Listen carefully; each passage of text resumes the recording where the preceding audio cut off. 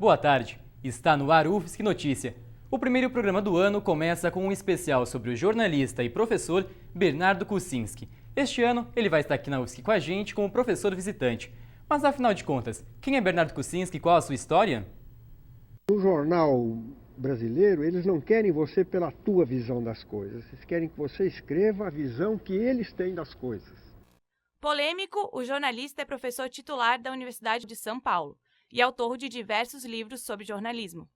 A trajetória de Bernardo não é das mais comuns. Pelas vicissitudes da vida, eu acabei estudando física e também um pouco tardiamente. Mas já antes de terminar o curso de física, fui convidado para colaborar em jornais alternativos. Seu trabalho em meios alternativos durante a ditadura foi o tema de sua tese em Ciências da Comunicação. Lançou o livro Jornalistas Revolucionários nos Tempos da Imprensa Alternativa. Por fazer parte da militância estudantil, foi preso e exilado. Foi correspondente do Opinião e da Gazeta Mercantil. Em 74, retornou ao Brasil e participou da fundação dos jornais Movimento e Em Tempo. E um novo jornal que tem que ser democrático, não pode ser aparelhado, tudo o oposto do que era o movimento. Trabalhou nas revistas Veja e Exame, da editora Abril, e foi assessor da Presidência da República durante o primeiro mandato de Lula. Em 1997, o professor ganhou o prêmio Jabuti pelo livro Jornalismo Econômico. Bernardo Kucinski tem fama de contestador e gosta de uma boa discussão. Aliás, essa fama já o fez sair de algumas redações. E agora, então, ele trabalha como professor da USP.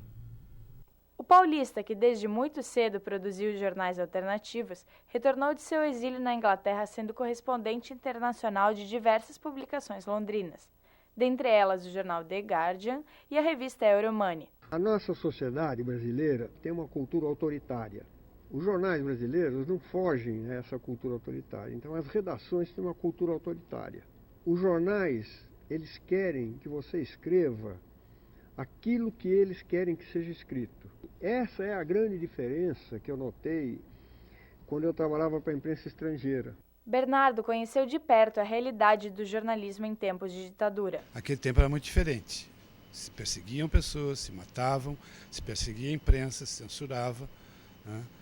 Então, evidentemente, o que não se podia fazer na grande imprensa se tentava na imprensa alternativa. Por isso, é um defensor da existência da imprensa alternativa. Então o jornal começa a discutir um novo conceito de frente. Frente de jornalistas, frente de indivíduos jornalistas. Kucinski foi assessor especial da Secretaria de Comunicação Social da Presidência da República durante o primeiro mandato de Lula.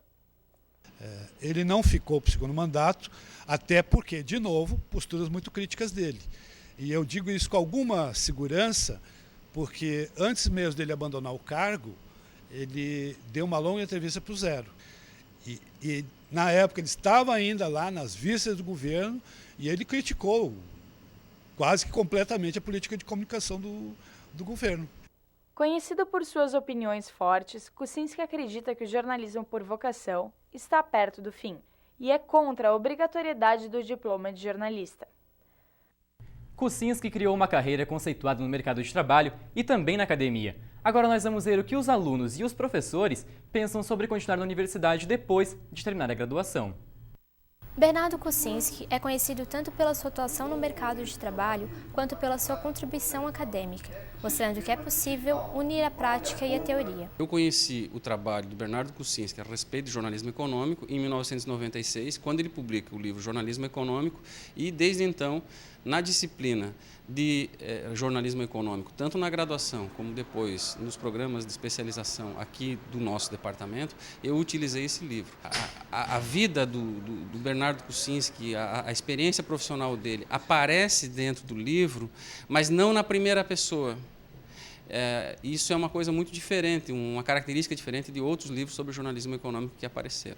Desde 2007, a pós-graduação de jornalismo da UFSC já formou 2 turmas do mestrado. Muitos deles sentiram a necessidade de voltar à academia após atuarem no mercado de trabalho, como é o caso de Andrioli Costa. Assim que eu terminei a universidade, eu fui chamado para trabalhar num jornal, fui para a redação.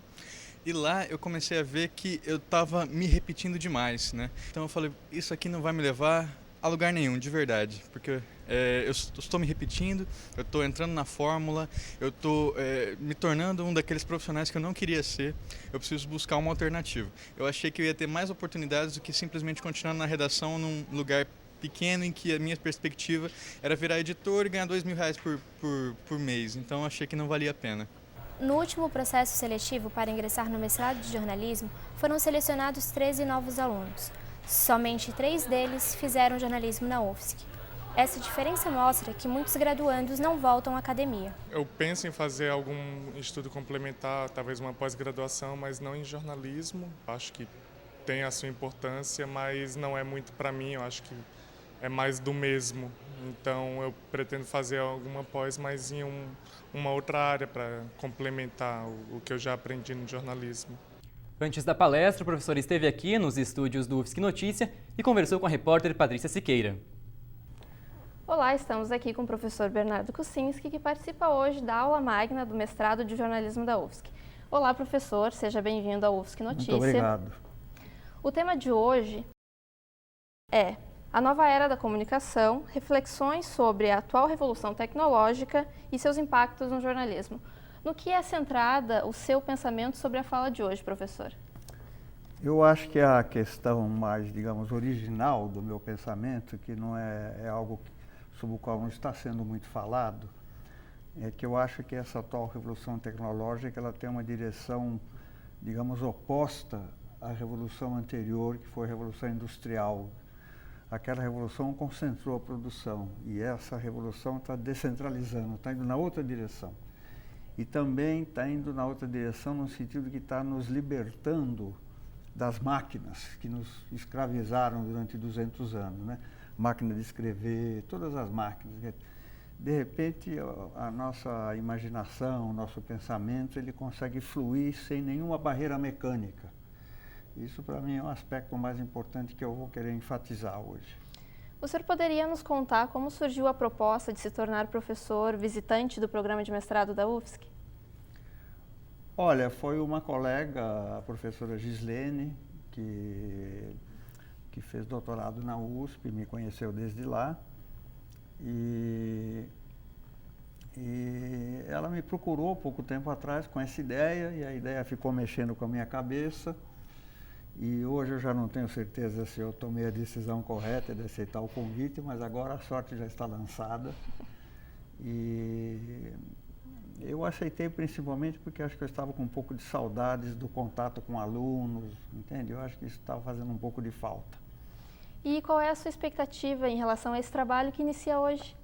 Olha, eu não tenho expectativas muito especiais, né? Eu espero ter uma convivência agradável com os alunos, principalmente agradável. E eu espero transmitir um pouco da experiência que eu acumulei na minha vida de jornalista, de professor, e também ganhar um pouco entender um pouco melhor a cabeça dessa moçada de hoje, que eu acho que é uma cabeça muito diferente da nossa. E hoje também será lançado o seu mais novo livro, que se chama K. Esse livro, K. Esse livro é autobiográfico? Não. Ele, digamos, é e não é. Esse livro se inspira em fatos que aconteceram com a minha família, comigo, com amigos, mas ele foi concebido como uma ficção. Ele tem os atributos de uma narrativa ficcional. Invenção, deslocamentos no tempo e no espaço. É como se fosse você pegasse tijolinhos, todos eles verdadeiros, de fatos que aconteceram, e montasse um painel totalmente arbitrário conforme a tua imaginação, entende?